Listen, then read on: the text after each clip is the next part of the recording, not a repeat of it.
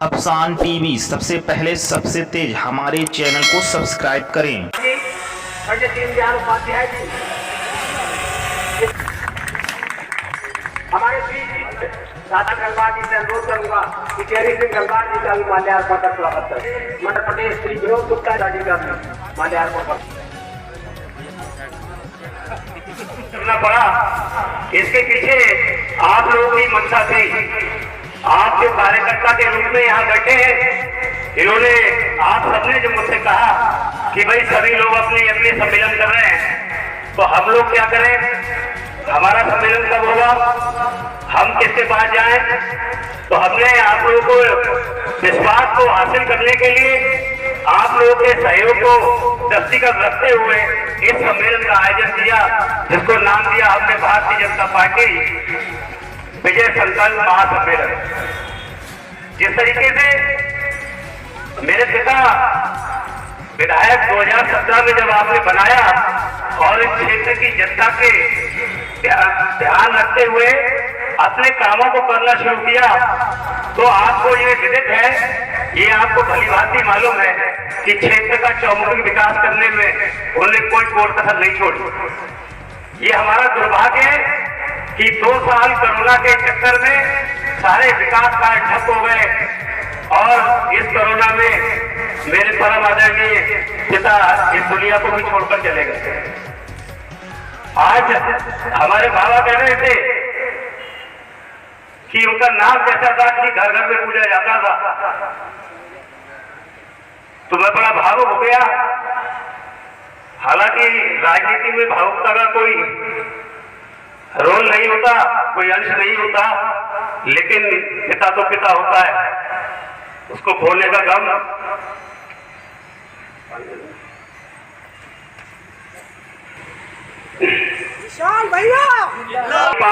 जनसमूह को देखकर उन लोगों से ये कहना चाहता हूं जो ये कहते हैं कि विधायक जी ने क्या किया, विधायक जी ने क्या कमाया, तो वो अपनी आंखें खोल के पंडाल में बैठी हुई इस भीड़ को देख ले कि विधायक जी ने क्या कमाया और विधायक जी ने क्या पाया। कोई पैसे से लेकर नहीं आए हुए, क्या कोई भाई आज पैसे से लेकर आया हुआ है, क्या किसी से 1 रुपया भी मुझसे लिया है। ये वो प्यार है विधायक जी का जो उन्होंने लोगों को दिया और लोगों ने उन्हें दिया, और इसलिए आज पंडाल में हजारों की संख्या में लोग यहाँ बैठे हुए हैं। ये उनका प्यार है जनता के लिए और जनता का प्यार है उनके लिए। तो कहते हैं इस बात को,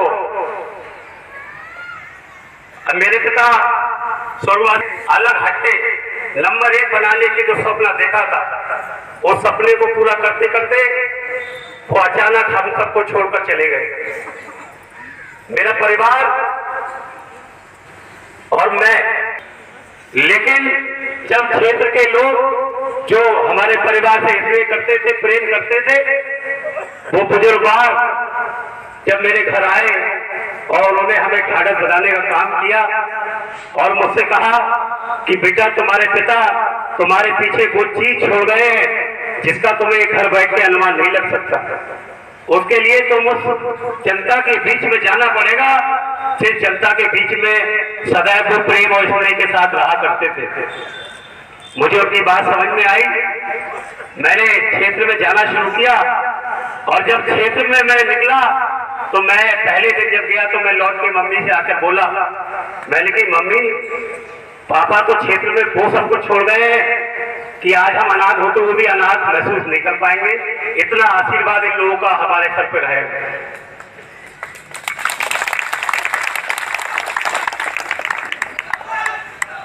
सब कहते हैं हमारे बाबा कि सबसे छोटा हूं मैं, मुझे अपने आप को लचीला बनाना चाहिए।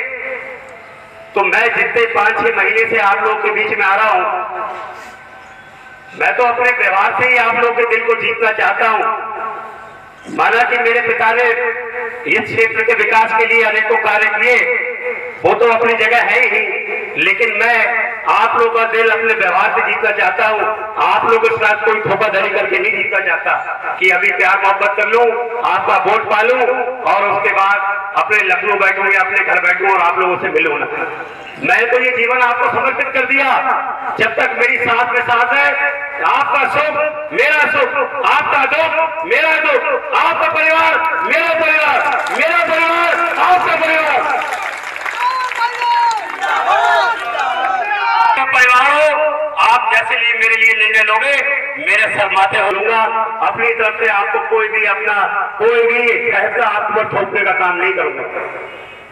मैं आपको यही बता देना चाहता हूं कि मैं जो मेरे बुजुर्गवार हैं उनके बेटे के रूप में आप लोगों की सेवा करना चाहता हूं। जो मेरे नौजवान साथी हैं, मैं उनके भाई की तरह, उनके दोस्त की तरह, उनके कंधे से कंधा मिलाकर उनका साथ देना चाहता हूं। मैं आपकी सेवा करने के लिए आपके बीच में आना चाहता हूं, ना कि आपको बेवकूफ बना के आपके ऊपर राज करने के लिए आना चाहता हूं। मेरा ये विश्वास है कि मैं उस आदमी का फूल हूं जिस आदमी ने अपनी जीवन की आहुति इस पंचायत चुनाव में भारतीय जनता पार्टी के लिए दे दी। मैं आपको विश्वास दिलाता हूं कि जो वायदे मैं आपसे करता हूं उस पे खड़े उतरने का काम करूंगा। जिस तरीके से मैंने आपको अपना परिवार माना है, ऐसे ही मेरे जितने बुजुर्गवार हैं अपना परिवार समझ के अगर मुझसे कोई भूल हो जाए तो मुझे समझाने का प्रयास करें, मुझे बताने का प्रयास करें, तभी तो बच्चा तो गलती कर सकता है। बुजुर्गों का काम है मुझे समझाने का। और मेरे नौजवान साथी, मेरे नौजवान दोस्त, मेरे नौजवान भाई जो मेरे साथ कंधे से कंधा मिलाकर चलेंगे, मैं उन्हें समझाने का ही प्रयास करूंगा कि मेरे बुजुर्गवारों ने मुझे ये कहा है कि बेटा ये तुमने गलत किया है, तो आप भी इस तरीके काम ना करें जिससे उनके दिल को कोई ठेस पहुंचे। मैं कुछ जो लोग ये कहते हैं कि विधायक जी ने आखिर इस क्षेत्र में क्या किया, तो मैं कुछ ज्यादा सारे काम अगर लेके बैठूंगा तो सुबह हो जाएगी, सुबह से शाम हो जाएगी। लेकिन कुछ जो महत्वपूर्ण कार्य है उनके बारे में आपको बताना चाहता हूं। बिजासिन रजवान नदी पिछले 25 सालों से बंद पड़ी थी। जो क्षेत्र के लोग हैं बताओ हाँ या ना। विधायक जी जब विधायक बने तो उन्होंने उस नदी को खुलवाने का काम किया, जो कि 115 लाख की लागत से वो नदी को खुलवा के उसको साफ कराने का काम किया। हाफिजगंज सेठल जादवपुर मार्ग, जिसकी इतने लंबे समय से चौड़ीकरण की मांग उठ रही थी, कितने समय से यहाँ विधायक बने, मंत्री बने, सब बने, लेकिन किसी ने उस सड़क को चौड़ीकरण करने का काम नहीं किया। नवाबगंज विधानसभा, नवाबगंज ब्लॉक के जो लोग यहाँ बैठे हैं वो भली बातें जानते होंगे कि वो रोड में कितने हादसे, कितनों ने अपने बच्चे खोए, कितने ने अपने परिवार के सदस्य खोए, ये वो लोग जानते होंगे कि उसके चौड़ीकरण की मांग कितने सालों चल रही थी। लेकिन आज तक किसी विधायक ने, किसी मंत्री ने उसको काम करने का नहीं किया। लेकिन जब मेरे पिता विधायक बने तो आज उस सड़क को चौड़ीकरण करने का काम तेजी पे चल रहा है। ग्राम मेठी में पशु चिकित्सालय बनवाने का काम किया, उसका उद्घाटन कर जनता को समर्पित करने का काम आदरणीय विधायक जी ने किया। विकास बतपुरा में जो जागीर का पुल, जो मेरे ख्याल से आजादी के बाद से लोग मांग रहे थे, आज उसमें चलते हुए जो जागीर और आसपास के लोग जो का गर्व महसूस करते होंगे, वो बनवाने का काम भी आदरणीय विधायक जी ने किया। अमीर नगर गोलियां का पुल, जिसकी उसकी भी डिमांड 25-30 सालों चल रही थी, वो आज अभी बनने की कगार पे खड़ा हुआ है। जल्दी आप लोग उस पर भी चलोगे। ये काम अगर विधायक जी ने नहीं किए तो किसने किए? कोई अवतार आया था क्या? ये हुए भी इसलिए कि हमारे उत्तर प्रदेश में जिस सोच की सरकार बनी, उस सोच की सरकार सबका साथ, सबका विकास, सबका विश्वास, उस सोच की सरकार और उसी सोच का आपका विधायक जब बना तो ये भतपुरा क्षेत्र जो कि सालों से पिछड़ा हुआ था, विधायक हमेशा वोट मांग के चले जाते थे, जीत के चले जाते थे, इस बिला की तरफ कोई देखता नहीं था। आदरणीय विधायक जब विधायक बने तो सबसे ज्यादा काम इस भतपुरा विधानसभा के अंदर हुआ है। इसका उत्तर आप ही जो लोग भतपुरा के लोग देंगे कि कितना विकास आप लोगों ने देखा। जैसा कि बता रहे थे कि यहाँ कुलरिया आने के लिए, क्योंकि चबेदा में एक स्कूल इंटर कॉलेज बनवाया था विधायक जी ने, तो 8 साल मैंने वो विद्यालय देखा था। तो 8 साल मुझे लगातार इस विद्यालय के लिए मुझे यहाँ आना पड़ता था, तो मैं भी जानता हूँ इन खस्ता हाल रोडों की हालत। और आज इतने सुंदर साफ तरीके से लोग चले आते हैं और कहते हैं कि वाह काम हो तो ऐसा। तो ये विधायक जी ने नहीं किया, फिर किसने किया? अभी और काम गिनाऊंगा। आप अटल आवासीय योजना के अंतर्गत सिर्फ 2 विद्यालय आए थे, जिसमें उन श्रमिकों के बच्चे पढ़ेंगे पूरे उत्तर प्रदेश के अंदर, उन श्रमिकों के बच्चे पढ़ेंगे जिनका रजिस्ट्रेशन हो गया है और बिल्कुल निःशुल्क 1 रुपया नहीं देना है। वो हॉस्पिटल नजारा में लाने का काम किसने किया? आदरणीय विधायक जी ने किया। एक वृद्ध गौशाला का निर्माण वो भी हॉस्पिटल नजारा में लाने का काम किसने किया? वो भी विधायक जी ने किया। अध्यक्ष जिला पंचायत रहते हुए हर मजरे में स्कूल देने का काम किसने किया? आदरणीय विधायक जी ने किया। अरे उनसे कहीं पासों को नजर आ जाओ, उनकी बात को करते उनके जाने के बाद अगर वो जीवित होते तुम्हारे मुंह से उत्तर नहीं निकलता। आज जो कुकुर की तरह होगा आयो उगो, लेकिन ये क्षेत्रीय जनता है जो यहाँ बैठी है, ये गवाह है इस बात की, ये देगी गवाह है इस बात की कि आज विधायक जी भले हमारे बीच में नहीं है, लेकिन वो परिवार के साथ ही पूरी जनता खड़ी है। ये जनता लाखों लाख संख्या में इस परिवार के साथ खड़ी हुई है और मुझे इस बात का गर्व है। मैं आज अपने आप को अनाथ महसूस नहीं करता हूँ। आप लोगों का जो आशीर्वाद मेरे सर से बना हुआ है, जो आप लोग मुझे अपना आशीर्वाद देते हो, समय समय पर मुझे अपने सुझाव देते हो, मैं मानता हूँ कि मेरे पिता मुझसे कुछ कहते हैं।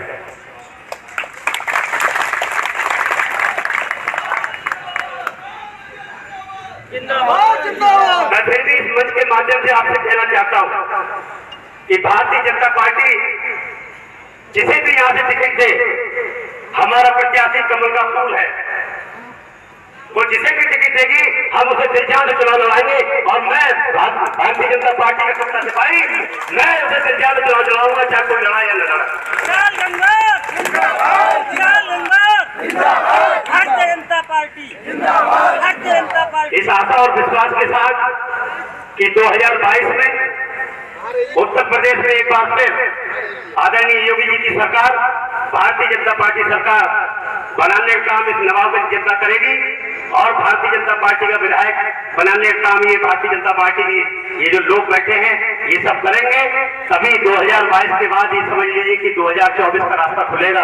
आदरणीय मोदी जी एक बार फिर जाके केंद्र में प्रधानमंत्री के रूप में बैठेंगे और हम जो सेवाएं योजनाएं उनके लाभ उठा रहे हैं उनका अनेकों अनेक रूप में फिर से लाभ उठाएंगे। इस आशा और विश्वास के साथ कि 2022 में एक बार फिर भारतीय जनता पार्टी सरकार बनाने में आप लोग पूर्ण योगदान देंगे, ऐसा मैं विश्वास करता हूं और इन सबके साथ अपनी बात को विराम देता हूं। मेरे साथ एक नारा लगा दीजिए और उसकी आवाज इस पूरे नवाब में गूंजनी चाहिए, इतना गगनचुंबी नारा होना चाहिए। बोलो भारत माता की, बोलो भारत माता की, जय श्री राम। उसमें आपने देखा कि लाखों की संख्या में लोग, बहुत ही सम्माननीय ब्लॉक प्रमुख। भारतीय जनता पार्टी इस समय सस्ता अभियान चला रही है और मेरा एक कैंप यहाँ लगा हुआ है। मेरा एक उद्देश्य यहाँ सम्मेलन करने का था, वो भी भारतीय जनता पार्टी का विजय संकल्प है। मैंने अपने भाषण में भी कहा कि भारतीय जनता पार्टी जिसे भी टिकट देगी हम उसे दिल जान से चुनाव लड़ाएंगे। हमारा निशान जो है वो कमल का फूल है। विशाल जी, आज आपकी जो ये एक महा रैली कहना चाहिए और विशाल जनसभा हुई है और आपके साथ हजारों की संख्या में लोग रहे हैं, क्या कहना चाहेंगे उन लोगों के लिए? ये विधायक जी के लिए लोगों का प्रेम है, जो प्रेम आज आप लोग को दिखाई दिया।